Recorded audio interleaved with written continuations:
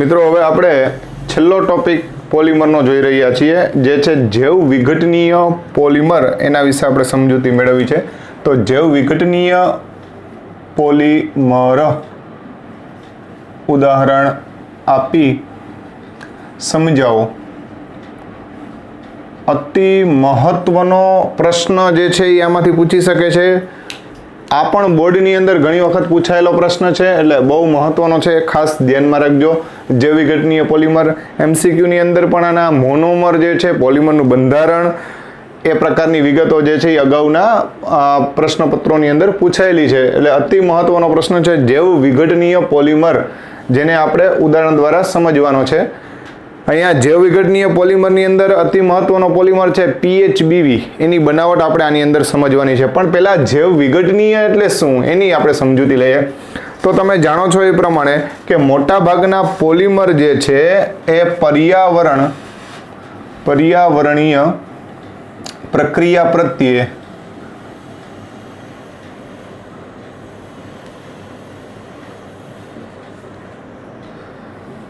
બિન અસરકારક છે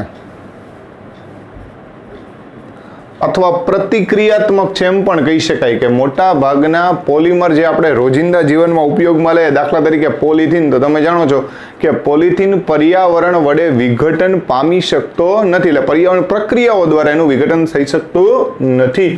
તો આવા જે કાંઈ પણ પોલિમર છે કે જે પર્યાવરણ પ્રક્રિયા પ્રત્યે બિન ક્રિયાશીલ છે અથવા બિન પ્રતિક્રિયાત્મક છે, એવા પોલિમર જે છે એને નોન બાયોડિગ્રેડેબલ પોલિમર કહેવાય. પર્યાવરણ પ્રક્રિયા પ્રત્યે બિનઅસરકારક પોલિમર ઘટકો કે જેને શું કહેવાય, તો કે જેને નોન બાયોડિગ્રેડેબલ પોલિમર કહે છે. આવા પદાર્થોના ઉપયોગ બાદ તેના ઘન કચરા જે છે એના નિકાલ અને સંચય બંનેની હાલમાં સમસ્યા સર્જાણી છે. હવે મિત્રો, આપણે જે આ નોન બાયોડિગ્રેડેબલ પોલિમરનો યુઝ કરીએ એ બધા એવા ઘટકો છે કે જે પર્યાવરણ પ્રત્યે બિન પ્રતિક્રિયાત્મક છે, એટલે પર્યાવરણ પ્રક્રિયા દ્વારા એને વિઘટન તો શક્ય નથી. તો આવા જે કંઈ પણ ઘટકો જે છે એનો નકામો જે કચરો જે છે, જે બિનઉપયોગી હોય એવો કચરો જે છે એનો સંગ્રહ ધીમે ધીમે વધતો જાય છે. હવે આવા ઘટકોના સંગ્રહ બાદ એને રાખવા તો રાખવા ગયા ને નાખવા તો નાખવા ગયા, આવી પરિસ્થિતિ આપણે હાલમાં અનુભવીએ છીએ. તો આવા સંજોગોને પહોંચી વળવા માટે હાલમાં પર્યાવરણીય જાગૃતતા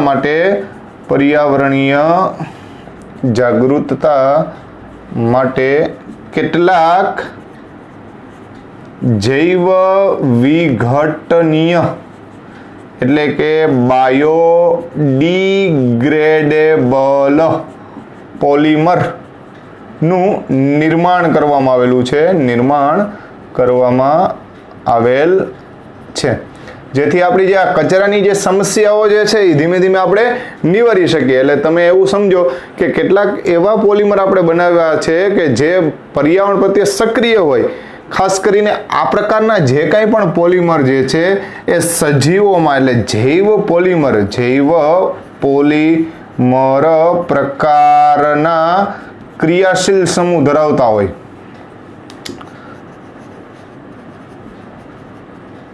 જેથી પર્યાવરણમાં તેનું વિઘટન શક્ય બને. તો આવા કેટલાક પોલિમર જે છે એ ખાસ કરીને એલિફેટિક પોલિએસ્ટર વર્ગના પોલિમર એ આ પ્રકારના પોલિમર છે કે જેની અંદર એલિફેટિક પોલિએસ્ટર સમૂહ આવેલો. એલિફેટિક એટલે બેન્ઝીન ચક્ર વગરના, અને પોલિએસ્ટર મતલબ એસ્ટર સમૂહ ધરાવતા જે કંઈ પણ ઘટકો જે છે એવા કેટલાક પોલિમર ઘટકો જે છે એ બાયોડિગ્રેડેબલ ગુણધર્મ ધરાવે છે. અને જૈવ પોલિમર એટલે ટૂંકમાં પ્રોટીન છે, ન્યુક્લિક એસિડ છે, એવા બધા જે કંઈ પણ ઘટકો જે છે એ બધા જૈવ વિઘટનીય પોલિમર છે. જે આની પહેલાનો જે પાઠ જે છે 14મો પાઠ એની અંદર આપણે બાયોપોલિમર એટલે કે ટૂંકમાં જૈવ પોલિમર જે છે એના વિશે આપણે સમજવાનું આવશે. તો આવા જે કંઈ પણ પોલિમરો જે છે એને અનુરૂપ જ આ પ્રકારના પોલિમરનું હાલમાં સંશ્લેષણ કરવામાં આવે છે, જેથી કરીને પર્યાવરણ પ્રક્રિયામાં એનું વિઘટન થઈ જાય તો આપણી જે કંઈ પણ કચરાના નિકાલની સમસ્યાઓ જે છે એ આપણે નિવારી શકીએ. તો આવા કેટલાક પોલિમરમાં પહેલો આવે છે PHBV. આનું પૂર્ણ નામ છે પોલીહાઇડ્રોક્સી બ્યુટીરેટ કો બીટા હાઇડ્રોક્સી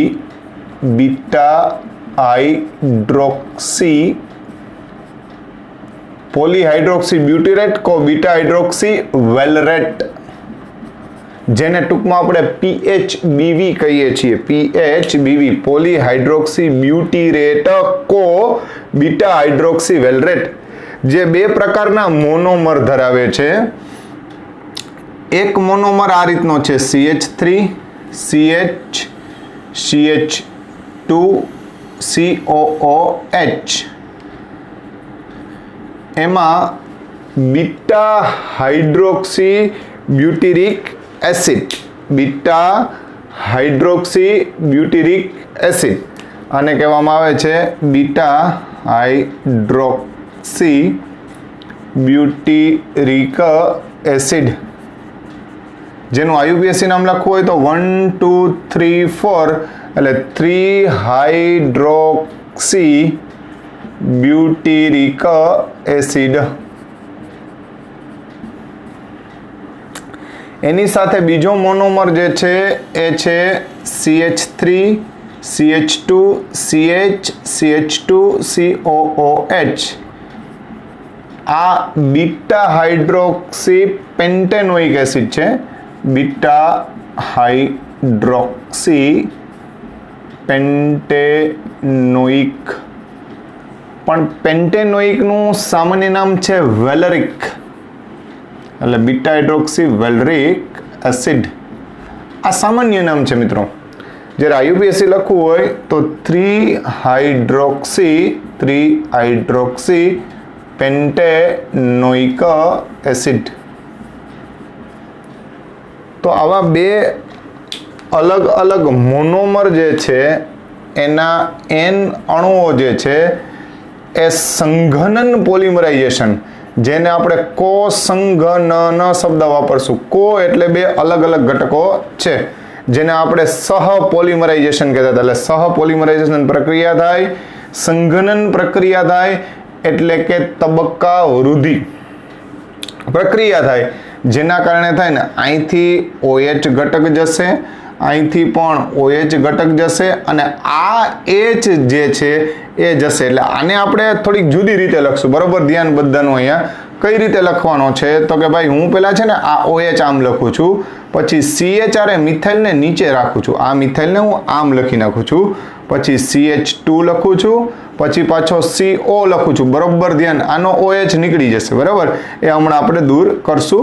પછી ફરીથી પાછો આ લખીએ ત્યારે ફરીથી પાછું આ પહેલા OH આ બાજુ લખશું, એની હારે CH સાથે આ ઇથાઇલ સમૂહ નીચે રાખશું, CH2 CH3 ને નીચે રાખશું અને પછી CH2 COOH લખશું, COOH. તો મિત્રો આ ફરીથી પાછા વ્યવસ્થિત રીતે ગોઠવીને લખેલા છે.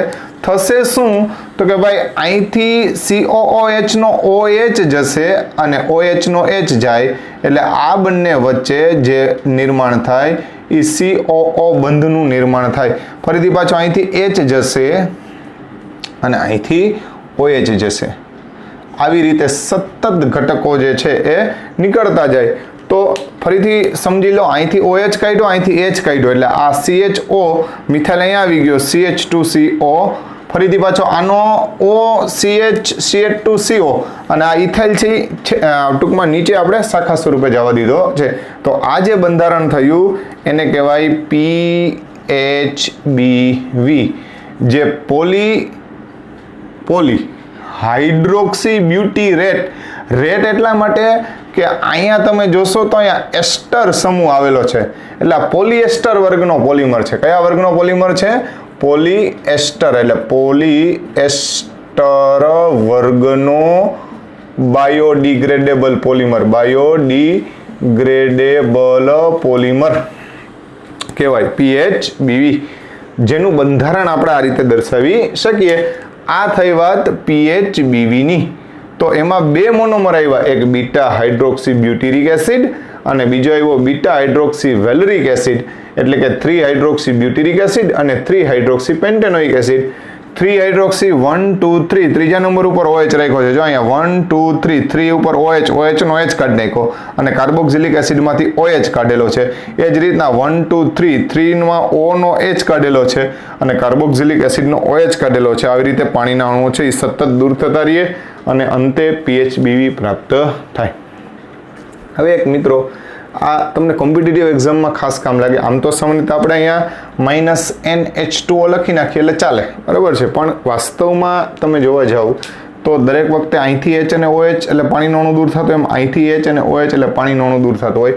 એક છેલ્લો અણુ હોય એમાં એક બાજુ OH બાકી રહેશે અને આ બાજુ H બાકી રહેશે, એટલે વાસ્તવમાં તમે અહીંયા જોવા જાઓ ને તો 2N-1H2O જે છે એ છૂટા પડતા હોય. ફરીથી સમજાવું છું, એક પાણીનો અણુ અહીંથી સમજો, અહીંથી OH અને H એટલે પાણીનો અણુ, એક OH અને H અહીંથી એટલે બીજો પાણીનો અણુ, પણ છેલ્લો જે ઘટક રહેશે, છેલ્લો ઘટક, ત્યાં તમે જોવા જશો તો OH અને H બાકી રહે, એટલે 2N-1H2O નું સતત નિર્માણ થતું હોય. આ રીતે આપણે આ PHBV જે છે એની ચર્ચા કરી શકીએ. તો હવે PHBV જે છે એની ઉપયોગિતાના સંદર્ભમાં આપણે ચર્ચા કરવી છે કે ભાઈ PHBV નો ઉપયોગ ક્યાં થાય. તો PHBV જે છે એ કીધું એ પ્રમાણે કે ભાઈ જૈવ વિઘટનીય પોલિમર છે. કેવો છે? જૈવ વિઘટનીય, એટલે કે તે પર્યાવરણ પ્રક્રિયા પ્રત્યે સક્રિય છે. તે પર્યાવરણીય પ્રક્રિયા પ્રત્યે સક્રિય છે.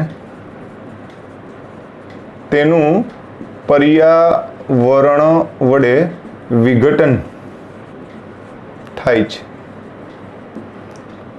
માટે તે બાયોડિગ્રેડેબલ પોલિમર છે. આ PHBV છે એ કેવો પોલિમર છે? બાયોડિગ્રેડેબલ. હવે એક વધારાનો એક્સ્ટ્રા પોઈન્ટ અહીંયા ખાસ લખું છું, જોજો. PHBV ફ્લેક્સિબલ છે અને સદ્રઢ પણ છે. ફરીથી બોલું છું, PHBV ફ્લેક્સિબલ પણ છે અને સદ્રઢ પણ છે. ફ્લેક્સિબલનો અર્થ એવો થાય કે લચીલાપણું, અને સદ્રઢતાનો મતલબ એવો થાય કે સખ્તાય. તો અહીંયા બે પ્રકારના એસિડ છે, એક બ્યુટીરિક એસિડ અને એક છે વેલરિક એસિડ, બરાબર. તો બ્યુટીરિક એસિડ એટલે beta hydroxy butyric acid, beta hydroxy butyric acid જે સદ્રઢ છે, સદ્રઢ એટલે સખત, અને બીટા હાઇડ્રોક્સી વેલરિક એસિડ જે ફ્લેક્સિબલ છે, બરાબર. તો આ એકની સદ્રઢતા અને બીજાની ફ્લેક્સિબિલિટી, લચીલાપણું પણ કહેવાય, લચીલાપણું. આ બંનેનો ગુણધર્મ PHBV માં આવે. આ બંને ઘટકોનો ગુણધર્મ PHBV ધરાવે છે. આપણી ટેક્સ્ટબુકમાં અત્યારે નથી, પણ જૂની ટેક્સ્ટબુકની અંદર આ રીતનો એક રેફરન્સ હતો, એટલે તમને લખાવેલું છે ખાસ કે ભાઈ આ પ્રકારના ગુણધર્મ જે છે આ બંને ઘટકોના કારણે થઈને આવે. આ કાર્બોક્સિલ સમૂહ જેની હારે જોડાયેલી આલ્ફા અને એની બાજુમાં છે એ બીટા, એટલે આ બીટા હાઇડ્રોક્સી બ્યુટીરિક કીધો, અને ઓલું જે છે એ બીટા હાઇડ્રોક્સી વેલરિક, 5 ઘટકવાળાને વેલરિક એસિડ કહેવાય. તો આ સખત છે, સદ્રઢ છે, અને આ ફ્લેક્સિબલ છે એટલે ઉપયોગક્ષમ છે એમ પણ બોલાય. એટલે લચીલાપણું જે છે એ બંનેના કારણે થઈ અને આની અંદર આ પ્રકારના ગુણધર્મ દાખલ થાય. તો આનો ઉપયોગ શું? તો કે એનો ઉપયોગ ખાસ પ્રકારના પેકેજિંગ, દવાની નિયંત્રિત મુક્તિ, ટૂંકમાં કહે તો કેપ્સ્યુલ જે કહે કેપ્સ્યુલ, બરાબર, એની અંદર, અને ઓર્થોપેડિક સાધનો, ઓર્થોપેડિક સાધનોની બનાવટ. તો મિત્રો આનો ઉપયોગ પીએચબીવીનો શું થાય? તો કીધું એ પ્રમાણે કે ભાઈ ખાસ પ્રકારના પેકેજિંગ એટલે દવાઓના પેકેજિંગ માટે. બીજું કીધું કે ભાઈ દવાની નિયંત્રિત મુક્તિ. દવાઓની નિયંત્રિત મુક્તિ એટલે શું? તો કે ભાઈ આપણે કેપ્સ્યુલ જે લે, કેપ્સ્યુલની અંદર ખરેખર તમે ઓલા ઢાંકણા ખોલો ને તો અંદર દવા હોય. હવે એ ઢાંકણા જે છે એની અંદર એ દવા ભરી છે, એનો મતલબ કે આપણા શરીરમાં ધીમે ધીમે ધીમે એની અસર થાય, એના માટે થઈને એ આપણને કેપ્સ્યુલ સ્વરૂપે દવા લેવામાં આવે. અને તમને ખબર જ છે કે આપણે કેપ્સ્યુલ જે લઈએ છીએ શરીરમાં જેવો વિઘટનીય પદાર્થ હોય તો જ આપણે એની દવાની અસર થાય, બાકી થાય જ નહીં. એટલે આવો જે ઘટક જે છે ખરેખર આ પીએચબીવી જેવા ઘટકમાંથી પ્રાપ્ત થયેલો છે. ઓર્થોપેડિક સાધનો. હવે કેટલાક ઓપરેશન એવા કરવામાં આવે, ખાસ કરીને અંદર જે છે એ આપણે સળીઓ કે પ્લેટ જ્યારે હાડકું તૂટી ગયું હોય ત્યારે ફિટ કરવામાં આવે. તો એ આ પ્રકારના ઘટકો જે છે એનો ઉપયોગ કરવામાં આવે જેથી કરી અને અંદર ને અંદર ધીમે ધીમે ધીમે અમુક સમય પછી એનું વિઘટન થઈ જાય. તો શું થાય કે ભાઈ બાકી સામાન્ય પ્લેટ અથવા સળીઓ નાખે તો 2 વાર ઓપરેશન કરવું પડે. એકવાર જ્યારે જે તે સમયે નાખવામાં આવે પ્લેટ ત્યારે, અને ફરીથી પાછી એને દૂર કરવી પડે અમુક સમય પછી. એની જગ્યાએ આ પદાર્થ એવા છે કે અમુક સમય પછી આપમેળે જ વિઘટન પામી જાય એટલે એને આપણે રિમૂવ કરવી પડતી નથી. તો હાલમાં આવા બધા ઘટકો માટે આ પીએચબીવી જેવા બાયોડિગ્રેડેબલ પોલિમર પદાર્થો જે છે એનો ઉપયોગ થાય છે. આ વાત થઈ પોલિએસ્ટર વર્ગના બાયોડિગ્રેડેબલ પોલિમર. બીજો આવો જ ઘટક આવે છે nylon two nylon 6. Nylon two nylon 6 જેની પણ આપણે ચર્ચા કરી લઈએ. તો nylon two nylon 6, nylon two nylon 6 જે પણ બાયોડિગ્રેડેબલ છે, પણ આ જે છે એ પોલીએમાઇડ વર્ગનો બાયોડિગ્રેડેબલ પોલિમર છે. બાયોડિગ્રેડેબલ એટલે જૈવ વિઘટનીય ભાઈ. પોલીએમાઇડ વર્ગનો બાયોડિગ્રેડેબલ પોલિમરમાં નાયલોન 2 એટલે આ છે ગ્લાયસિન અને 6 કાર્બન ધરાવતો એટલે CH2 ટાઈમ COOH. આ છે એમિનો કેપ્રોઇક એસિડ. આપણે ઓલો નાયલોન 6ના બંદરમાં કેપ્રોલેક્ટમ આવ્યો હતો. એ કેપ્રોલેક્ટમનું જળ વિભાજન કરો એટલે પહેલો જે એસિડ બને ને એ આ એમિનો કેપ્રોઇક એસિડ. આ બંને ઘટકો એકબીજા સાથે જોડાતા જાય. અહીંથી OH દૂર કરવાનો, અહીંથી H દૂર કરવાનો, અહીંથી OH દૂર કરવાનો, અહીંથી H દૂર કરવાનો. તો આનું સંઘનન પોલિમરાઇઝેશન થાય. સંઘનન પોલિમરાઇઝેશન અને સંઘનન કોપોલિમરાઇઝેશન એટલે આ સહપોલિમર છે. તો સહપોલિમરાઇઝેશન પ્રક્રિયા થઈ સંઘનન પ્રક્રિયામાં એટલે અહીંયા વધશે NH, CH2, CO, NH, અહીંયા CO, અહીંયા NH, અહીંયા CH2 5 ટાઈમ અને CO N ટાઈમ્સ. આના N ઘટકો, આના N ઘટકો, આ રીતે સતત પ્રક્રિયા કરી અને આ બનાવે છે નાયલોન 2 નાયલોન 6. આ પણ અગત્યનો બાયોડિગ્રેડેબલ પોલિમર છે. કેવો પોલિમર છે ભાઈ? Biodegradable polymer. તો આ નાયલોન 2 નાયલોન 6 ની વાત થઈ. મિત્રો હજી એક વધારાનો આપણે જોવો છે એ PGA અને PL એટલે પોલીગ્લાયકોલિક એસિડ અને પોલીલેક્ટિક એસિડ. એ બંને જે છે એના આધારે જે બને છે એની વાત કરવી છે, જેને આપણે ડેક્સ્ટ્રાન પણ કહીએ છીએ. એ ડેક્સ્ટ્રાન જે છે એના બંધારણ વિશે આપણે જરાક માહિતી લઈ લઈએ.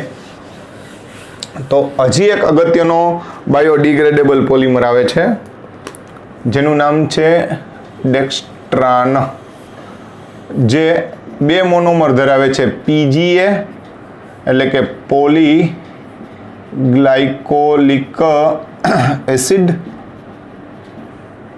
અને PLA પોલીલેક્ટિક એસિડ. આ બંને વચ્ચે સંઘનન પ્રક્રિયા થઈ અને જે પોલીએસ્ટર વર્ગનો પોલિમર બને, પોલીએસ્ટર વર્ગનો બાયોડિગ્રેડેબલ પોલિમર બનશે.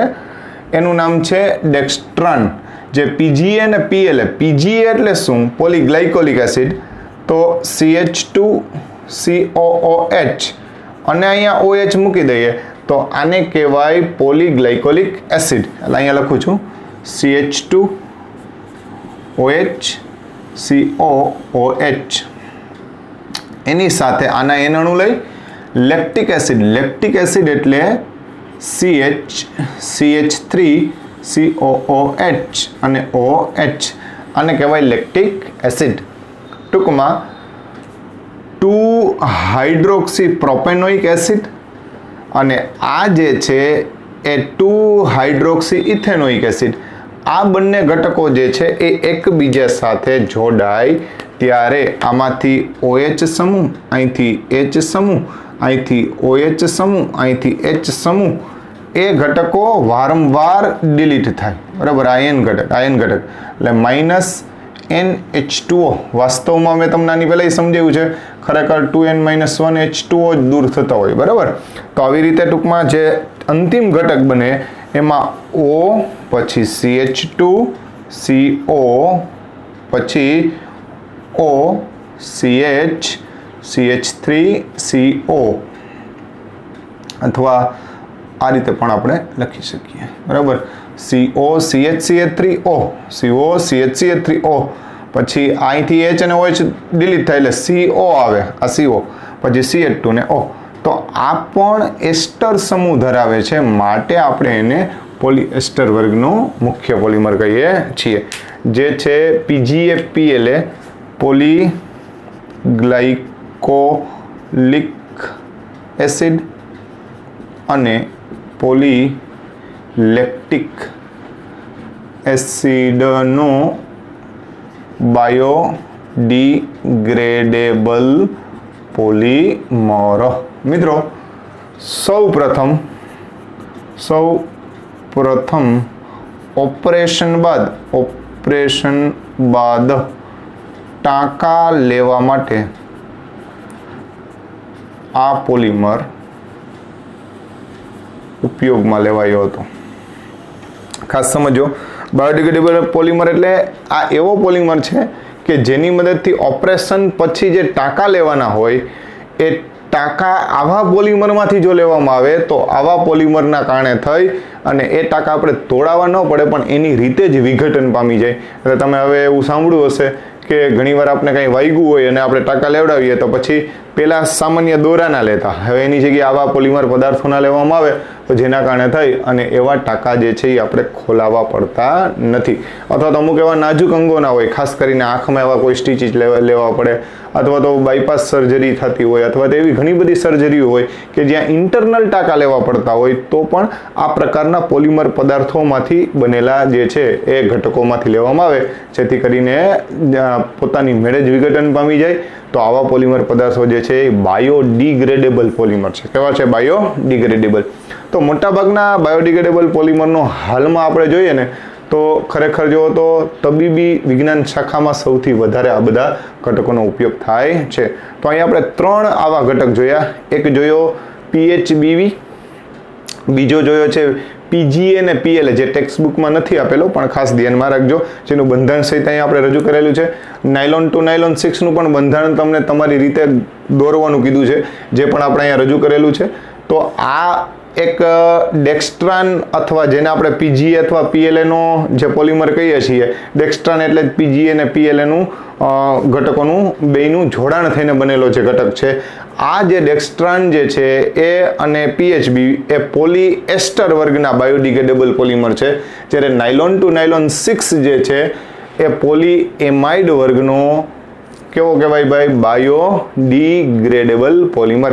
બાયોડિગ્રેડેબલ પોલિમરનો અર્થ એવો થાય કે જેનું વિઘટન પર્યાવરણીય પ્રક્રિયાઓ દ્વારા અથવા જૈવિક પ્રક્રિયાઓ દ્વારા એનું વિઘટન સરળતાથી થઈ શકતું હોય એને બાયોડિગ્રેડેબલ પોલિમર કહેવામાં આવે.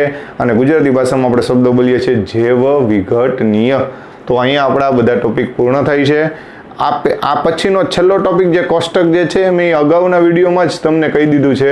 એટલે આપણે અહીંયા થિયરીની દ્રષ્ટિએ આખું જે કંઈ પણ પ્રકરણ જે છે એ આપણે અહીંયા પૂર્ણ કરીએ છીએ. અસ્તુ.